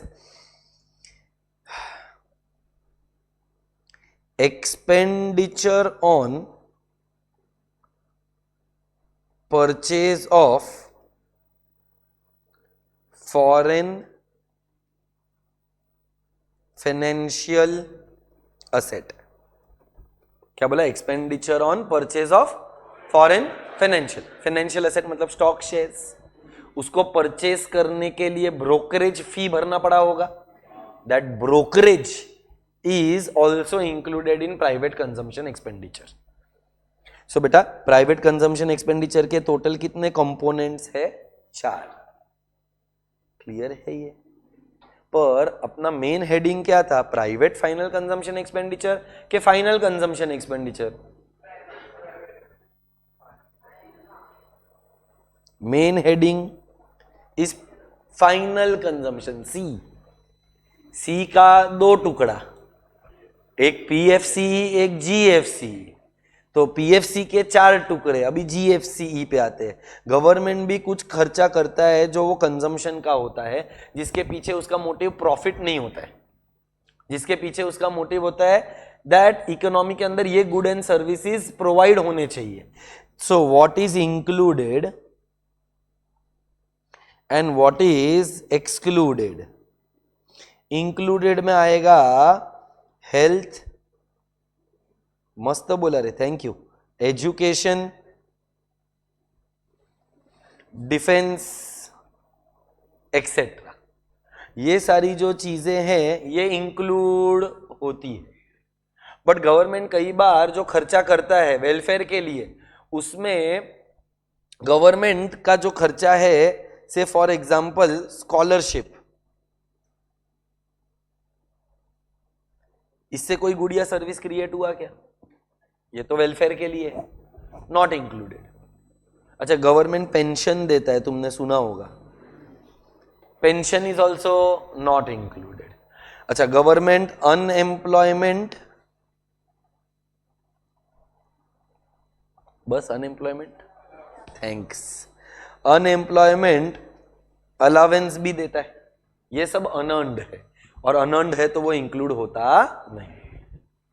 तो अगर मैं तेरे को ऐसा बोलूं कि ये जी का सी है, इसका मतलब गवर्नमेंट का, सो कहना इसे एक कंपोनेंट था जी। ये जो जी है ना बेटा, वो दो टाइप का होता है, एक गवर्नमेंट का कंजम्पशन एक्सपेंडिचर और एक गवर्नमेंट का इन्वेस्टमेंट एक्सपेंडिचर। एक गवर्नमेंट का कंजम्पशन एक्सपेंडिचर और एक गवर्नमेंट का इन्वेस्टमेंट एक्सपेंडिचर, बराबर। चल अभी सेकेंड कंपोनेंट इन्वेस्टमेंट ही था। Can you give me economic term for investment? One more word for investment. Chapter number 3, theory of production and cost.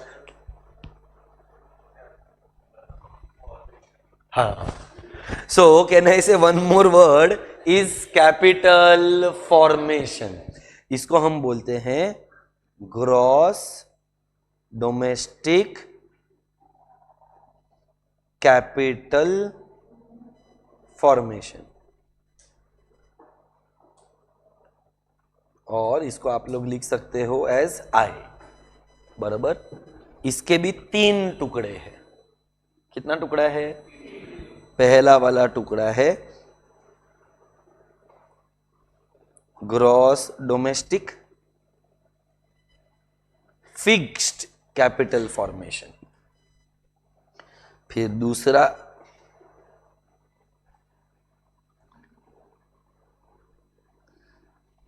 इसकी भैंस की पूछ। एक तो टच वाला है ना, तो मेरे को वापरने को नहीं आता है। बी वाला part is change in stock. ये अपने को मालूम है ना, चेंज इन स्टॉक का फॉर्मूला क्या है? Closing stock of the current year minus the opening stock of the current year. C वाला कंपोनेंट भी है, which is by the name of expenditure on acquisition of valuables. Valuables मतलब gold, silver या work of art, Mona Lisa का painting, ऐसा सब, ये सब चीज में इंक्लूड होता है, बराबर है यहां तक।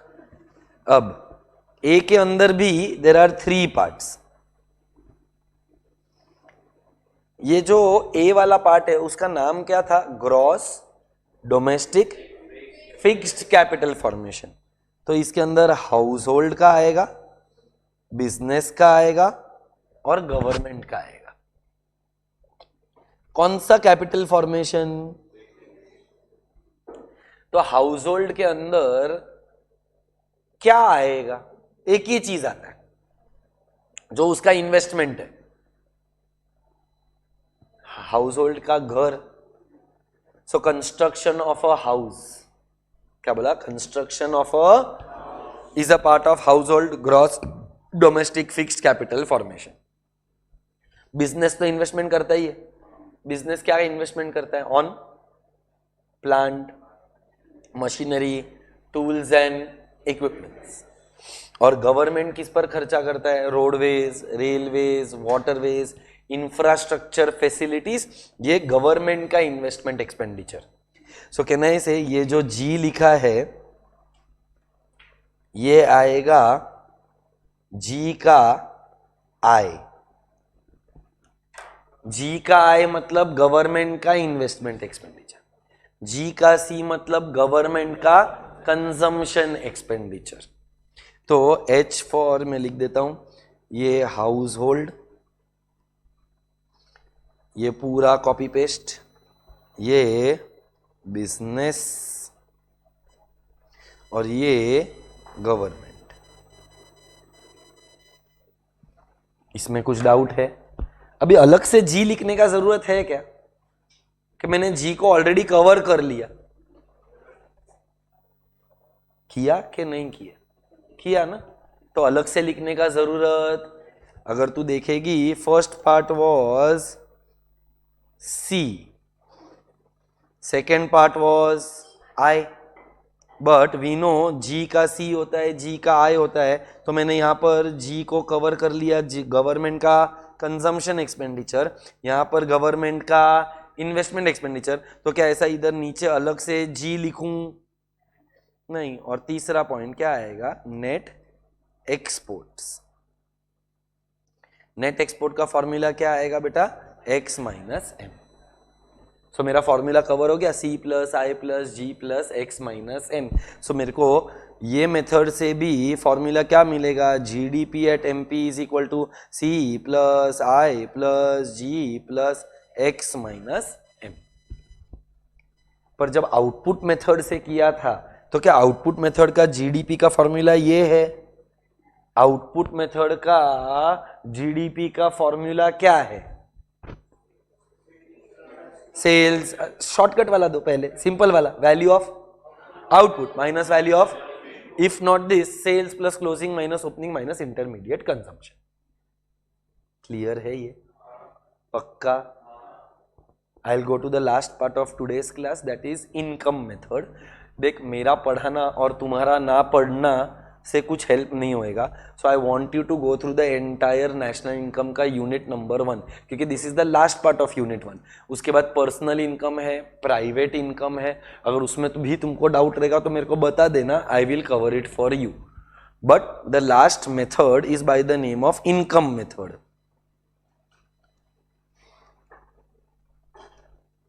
सबके आगे मेथड लिख दूं क्या?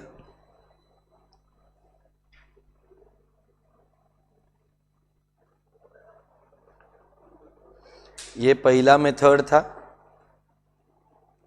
आउटपुट या तो वैल्यू एडेड मेथड, ये दूसरा वाला एक्सपेंडिचर मेथड, और तीसरा वाला इनकम मेथड। थोड़ा बहुत आइडिया है क्या इनकम मेथड के बारे में कि it is the same as earlier? Same as earlier? Very, thank you. So, can I say rent plus wages plus interest plus profit? Very good, very nice. Plus mixed income. X minus M.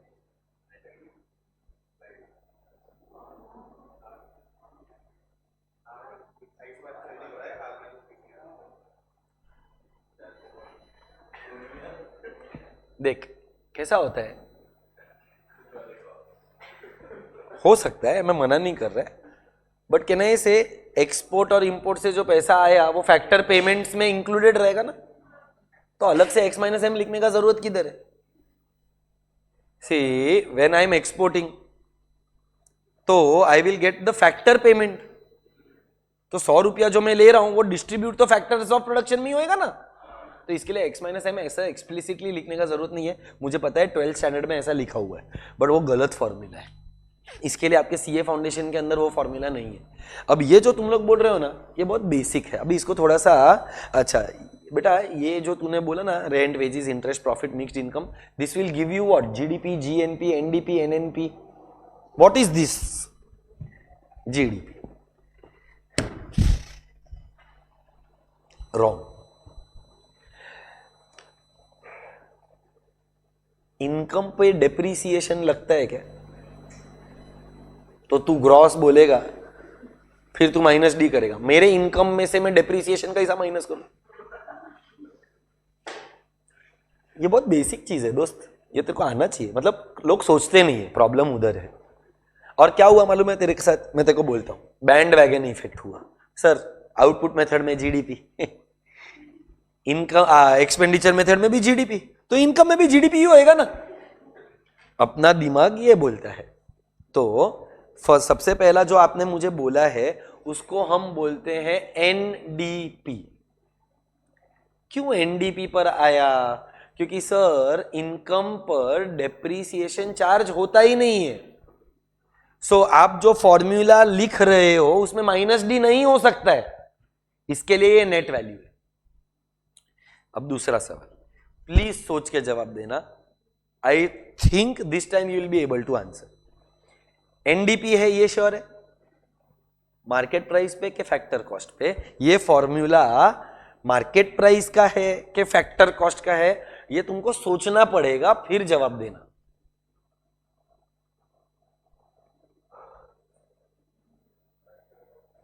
Factor cost का है, क्यों? क्योंकि income पर indirect tax थोड़ी लगता है। अच्छा, market से फैक्टर कॉस्ट पे आने का है तो अपन माइनस IT प्लस एस करते। मेरे रेंट पर मुझे थोड़ी ना इनडायरेक्ट टैक्स पे करना है, that is my income. Income पर we don't pay indirect tax, we pay direct tax. तो जो फॉर्मूला मैं लिख रहा हूं वो एनडीपी एट फैक्टर कॉस्ट का है। किसका है? NDP at. आपने एक वर्ड यूज किया था वेजेस, बेटा इसको बोलते हैं कॉम्पनसेशन ऑफ एम्प्लॉइज। क्या बोलते हैं इसको? मतलब मेरे को जो कॉम्पनसेशन मिल रहा है उसका थोड़ा इकोनॉमिक टर्म है, सरल भाषा में वेजेस। इकोनॉमिक्स ऑर्डिनरी है कि एक्स्ट्रा ऑर्डिनरी है? देख भलता ही भलता बोलता है ना, तुम सिंपल बोलते हो, इकोनॉमिक्स कुछ भलता वर्ड बोलते हैं। सो इकोनॉमिक्स ऑर्डिनरी के extra ordinary? So ordinary word is wages, extra ordinary word is compensation of employees. Plus rent है, इंटरेस्ट है, प्रॉफिट है।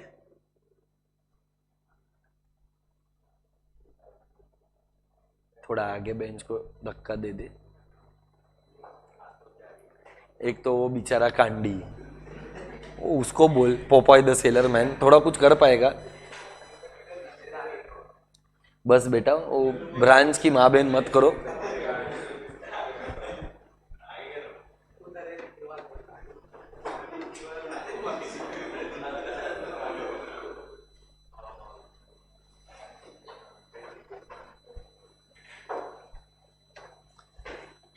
बढ़ू क्या आगे? श्योर है? ओके, तो मेरे को बताओ, इसको हम बोलते हैं ऑपरेटिंग सरप्लस। क्या बोलते हैं? किसको ऑपरेटिंग सरप्लस बोलते हैं? Rest in peace, RIP, rent, interest, profit is called as operating surplus plus mixed income. ये फॉर्मूला है। Do you know what are the components of compensation of employees? Say no. आता है? 3 components है compensation, operating surplus, mixed income. So compensation of employees is divided into 3 parts: wages and salaries in cash. B, wages and salaries in kind. Kind में मेरे को मेरे company ने laptop दिया, मेरे को मेरे कंपनी ने पिकअप ड्रॉप सर्विस कार दे दिया, मेरे को मेरे कंपनी ने घर दे दिया। ऐसा मेरी कंपनी ने कुछ मुझे दिया नहीं है, पर अगर दिया तो वो सब आता है wages and salaries in kind. और फिर आता है सोशल सिक्योरिटी बेनिफिट। कौन सा बेनिफिट? क्या होता है सोशल सिक्योरिटी बेनिफिट? जो कंपनी वाला प्रोवाइड करता है, वो प्रोविडेंट फंड में एम्प्लॉयर अपना कंट्रीब्यूशन डालता है ना। सो एम्प्लॉयर्स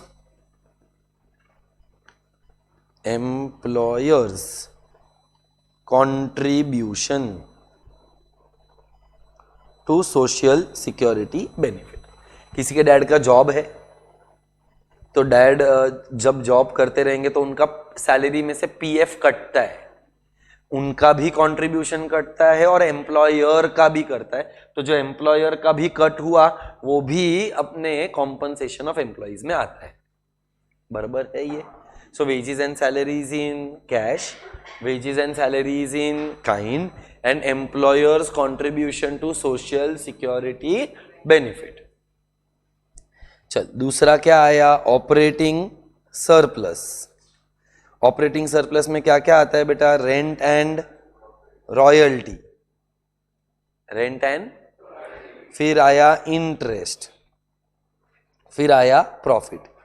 बोलो प्रॉफिट के कितने हिस्से हैं? 3। थैंक्स, मैंने किया उसके लिए 3 बोला साला। नाम बता भी। You are a corporate. The corporate has earned a profit. What does the company do with that profit? Okay. So reinvesting in the business, matlab they keep it with themselves. They are called as undistributed profits, or they are called as reserves and surplus, or they are called as retained earnings. बराबर? चलो एक part बराबर है। फिर dividend. Dividend is called as it is called as distributed profits। बराबर है ना? Dividend distributed हो गया, अनडिस्ट्रीब्यूटेड हो गया, अभी क्या बचा?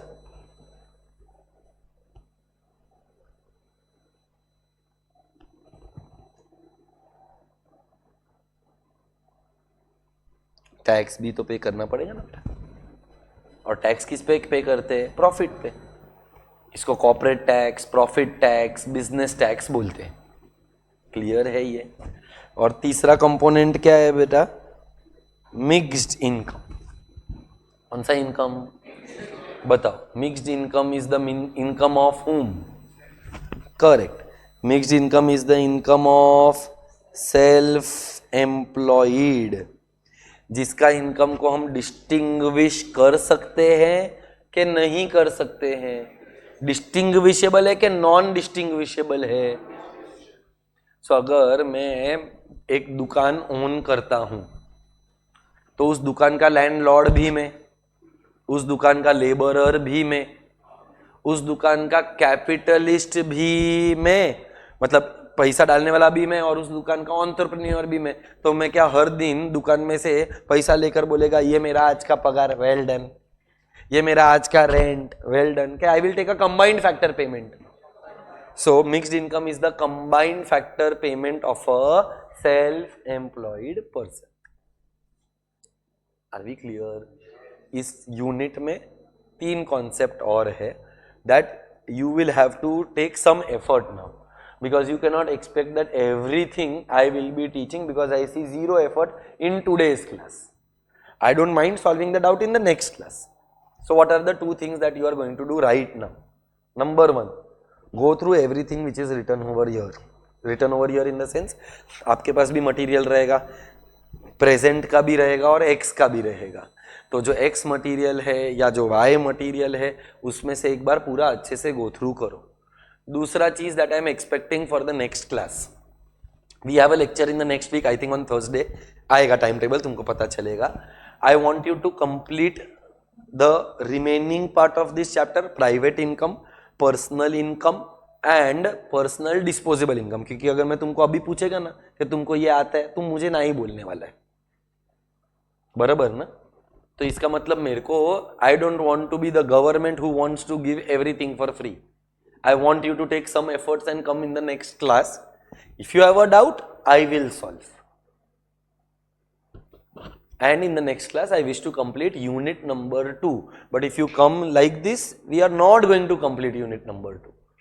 तुमको थोड़ा सा एफर्ट डालकर रिवीजन करके आना पड़ेगा।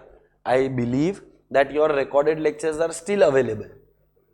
So I think you should watch the recorded lectures and come to the class so that I can do doubt solving and revision, not reteach the entire chapter. Do you understand the difference? And I hope my explanation is a justifiable explanation, because we want to give the exam in the month of May. मैं ये speed पर कराएगा ना तो मई पर पहुंच नहीं पाएंगे। We are already end of March, how do you expect me to complete other chapters? तुमको ऐसा, I have a question to you and very genuine ना, तुमको जो लगे वो सच सच बताना. First of all, was everything understood in today's class? Second, was I fast? Did I teach as if I have taught a normal batch? Normal मतलब जहां पर मैं किसी को पहली बार पढ़ा रहा है. तुमको ऐसा फीलिंग आया कि मैं तुमको दूसरी बार सेम चैप्टर पढ़ा रहा है कि पहली बार जैसा फीलिंग आया है? और अगर पहली बार जैसा फीलिंग आया है तो तू ये समझ एफर्ट जो लगा है ना वो भी पहली बार जैसा ही लगा है. टाइम लगा है, मेरा एफर्ट जाने दे, but the time that I have taken to explain this is much higher than what it should have taken, and that would have been less if you would have come revised and you would have asked कि sir मेरे को ये आता है, मेरे को ये आता है, मेरे को ये आता है, पर मेरे को ये वाला कॉन्सेप्ट नहीं आता. सो क्या मैं नेक्स्ट लेक्चर से ये एक्सपेक्ट कर सकता है कि आप लोग घर पे से रिवाइज करके आएगा? नेक्स्ट क्लास के लिए टारगेट इस चैप्टर नेशनल इनकम पूरा, तुम जो डाउट पूछेगा सब डाउट सॉल्व करके देगा, पर मैं डाउट सॉल्व करके दे सकता है, पूरा का पूरा पढ़ा सकता नहीं हूं क्योंकि अनफॉर्चुनेटली उतना टाइम अवेलेबल नहीं है. हाँ, अगर तुमको पूरा पढ़ने का है, शिफ्ट टू सितंबर बैच. सरकाज़म था सालो, नहीं ना बोलना होता है. Are we clear? श्योर हो? Start revising. And if you want to solve MCQs, you can solve MCQs also. जो प्रेजेंट मटेरियल है वो पढ़ ले. एक्स नहीं लाया है ना, एक्स घर पे पढ़ लेना. ICAI मटेरियल, भाई इससे बेटर कोई मटेरियल नहीं है दुनिया में.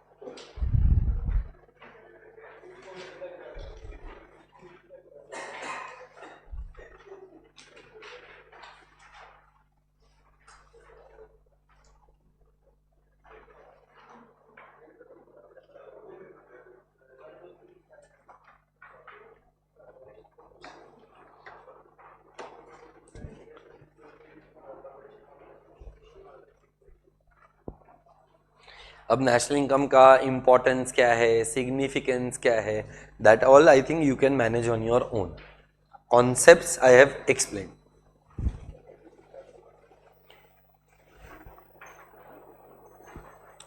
अच्छा, I hope you all are aware कि in the X material unfortunately there were a lot of errors in national income का होमवर्क सेक्शन का MCQs. तुमको उसका रेक्टिफाइड फाइल मिला है? तुम लोगों ने सॉल्व किया है?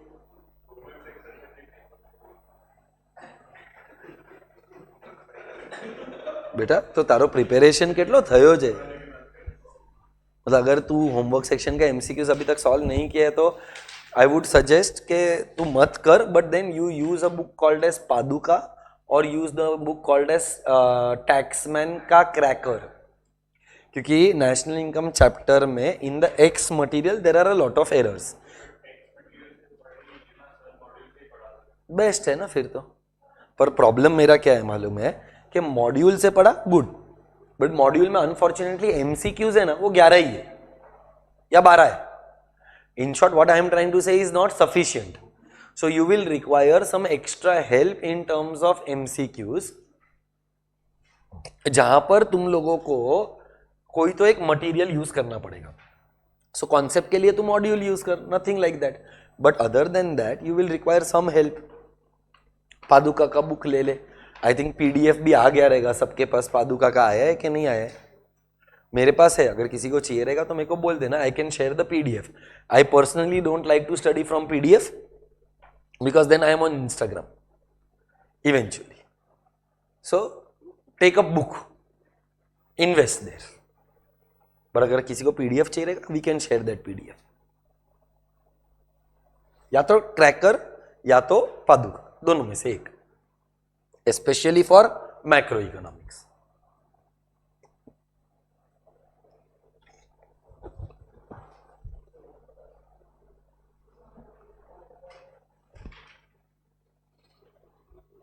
यस ईशा.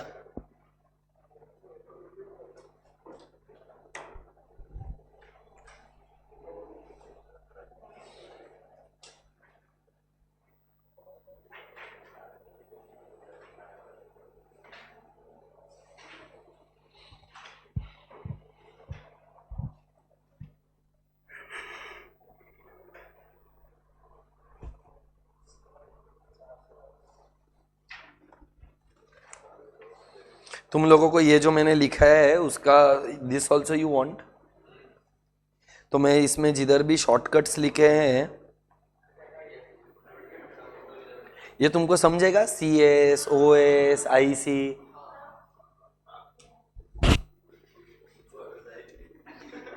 अबे साले आज याद रहेगा, फिर अगर वापस 10 दिन तक नहीं पड़ेगा तो वही हाल होगा जो तेरा आज है. सी नेशनल इनकम को अगर तुम रिवाइज नहीं करोगे तो ऐसा तो कोई मैजिक वैंड है नहीं कि भाई 6 महीने के बाद उठ के अगर तू बुक खोलेगा तो तेरे को याद आएगा. So you will have to revise. Ankur भाई, ये अपना जो PDF मैंने लिखा है ना नोट्स का, वो बच्चे लोगों को ग्रुप में डाल देना.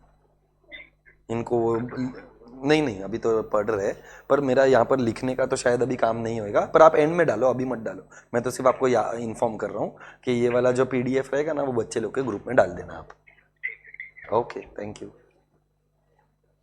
सो you need to get in touch with Ankur भाई for this PDF. He is the one who will be sending in the WhatsApp group. अबे ये मुंबई इंडियन तेरी भैंस की पूछ साले, पढ़ ले, लगे पड़े है तेरे. तेरे को आज रियलाइज नहीं हो रहा है क्या?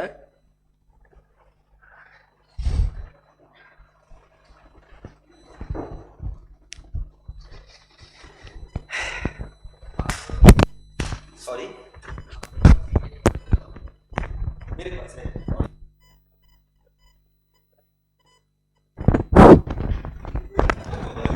देख वो लोग PDF क्यों देंगे, वो लोगों का तो धंधा है ना रे. So I don't think so it's available, but I have a PDF. So if you want it I don't mind sharing it with you. You want it? Okay, will share.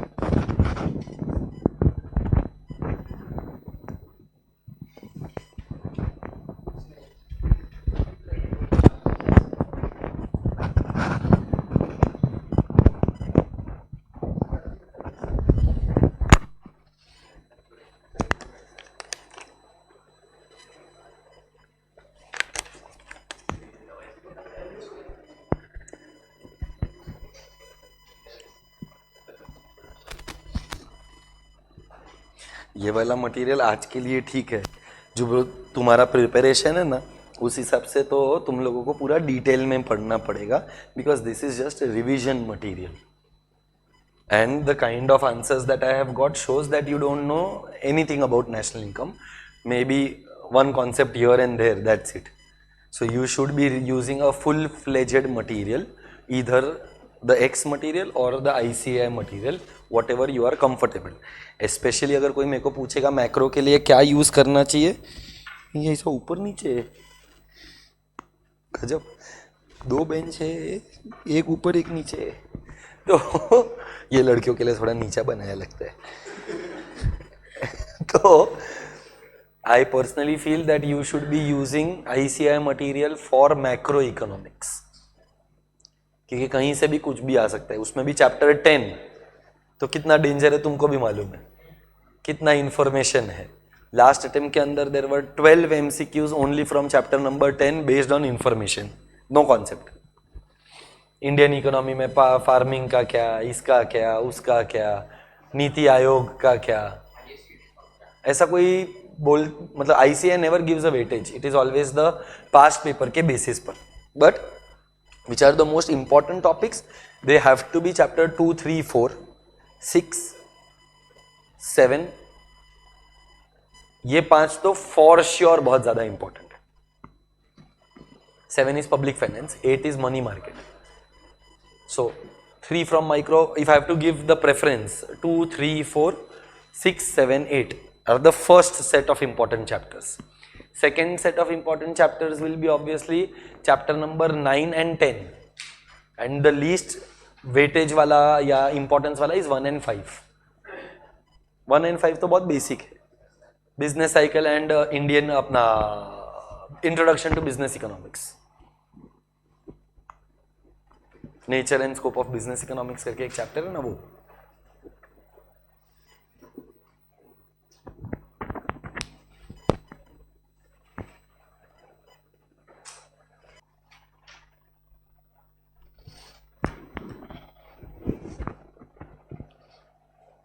तो अभी इसके अंदर और क्या क्या पढ़ने का है तुम लोगों को। एक तो प्राइवेट इनकम, सुना है ऐसा concept? Private income can be earned as well as unearned. अभी तक क्या बोल रहे थे? अर्नड, मतलब नेशनल इनकम सिर्फ अर्नड होता है, but private income can be earned as well as unearned. It is of the private sector, it does not include the income of the government. फिर आता है पर्सनल इनकम. पर्सनल इनकम मतलब सिर्फ एक house hold का income. सिर्फ किसका income? तो it does not include the income of the government, it does not include the income of private sector. It is also only earned, only unearned के both, earned plus unearned. Earned भी आएगा और unearned भी आएगा.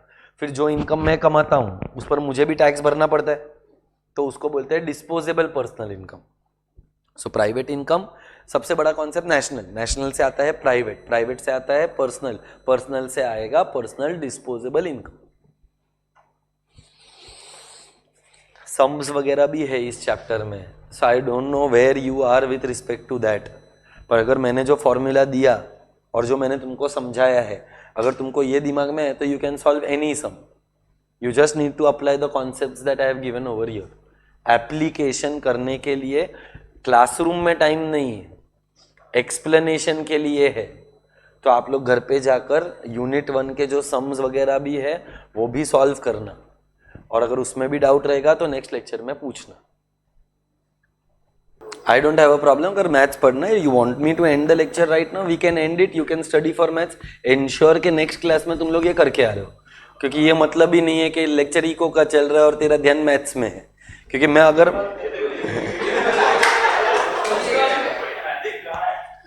तो साले मेरा time क्यों वेस्ट कर रहे हो? सो नेक्स्ट क्लास के लिए नेशनल इनकम यूनिट 2, उसके साथ साथ अगर तुम लोगों को पब्लिक फाइनेंस में भी कुछ डाउट रहेगा तो मेरे को लेकर आओ. बिकॉज देख, पब्लिक फाइनेंस के अंदर यूनिट 1 बहुत इजी है, तो एक बार यूनिट 1 करके आओ. We will keep a target of completing unit 1 and national income of public national income and public finance का यूनिट नंबर 1. आज के लेक्चर में I hope everything is clear. So that's it from me today. Thank you so much. Please like, share, subscribe, comment, hit the bell icon.